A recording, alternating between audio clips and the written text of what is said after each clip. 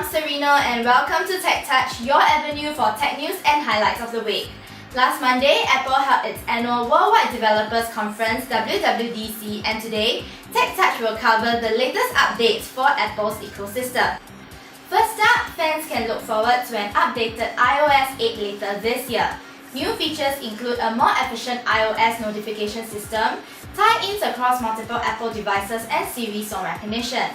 The new interactive notification system means that users will no longer need to exit the application which you are using just to reply to your message. Now you can simply swipe down the text message and reply directly from within the iOS notification center. And if you say, "Hey Siri," you can actually start talking to Siri without touching your phone. Apple has also partnered with a music recognition service, Shazam, so now Siri can even tell you the title of the song that you are listening to. And MacBook users can also look forward to an updated OS X Yosemite. Continuity feature allows users to switch easily between the desktop and smartphone platforms. The iCloud Drive allows you to sync and share your files and folders more easily across OS X, iOS, and Windows 8. The iCloud Drive will be built into Mac OS X and iOS 8 and offers a free storage of 5GB. A subscription model exists for users who require 20GB storage space and above. Apple will also be rolling out Homekit, a way for software developers to automate and control devices at home. This intelligent home automation system integrates control for door locking, light dimming, and other home automation gadgets and features to your Apple devices such as iPhone and iPad. So, in the near future, a smart home doesn't seem to be a fantasy anymore. Lastly, Apple's Healthkit is a platform that can aggregate and log different health metrics from third-party applications and devices that rely on biosensors to analyze your fitness.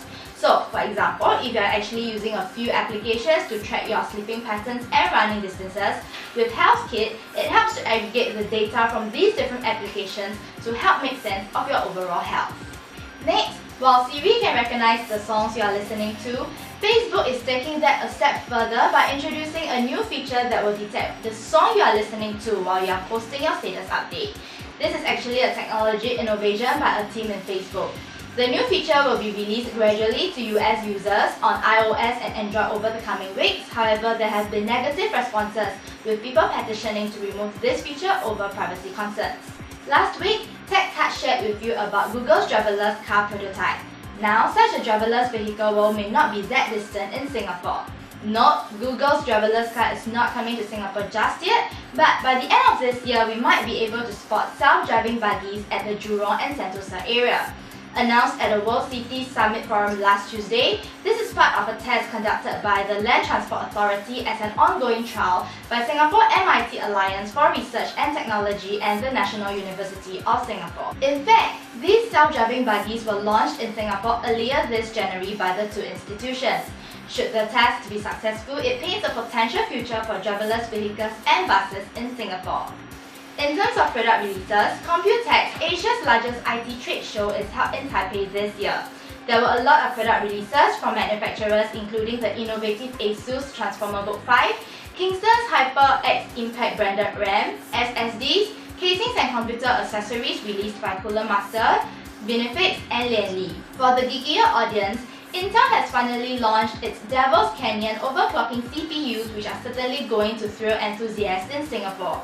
Using air and water cooling, they managed to overclock the processor chip to a 5.5 GHz, and with liquid nitrogen, they actually managed to bump it up to 6.4 GHz clock speed.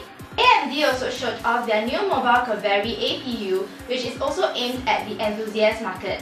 Based on AMD's system of naming CPUs, the FX line is generally reserved for high-end, high-performance chips. This marks the first time that FX line is moving to mobile platforms, indicating a shift in focus from desktop to laptop. And coming back to Singapore, the PC Show 2014 is ongoing this weekend, and our Gadget.Gaming.Fix team will be there to cover the event for you. So remember to subscribe to our YouTube channel as we uncover more products for you. That's all we have for you at Tech Touch this week. Thank you for watching, and I'll see you again next week.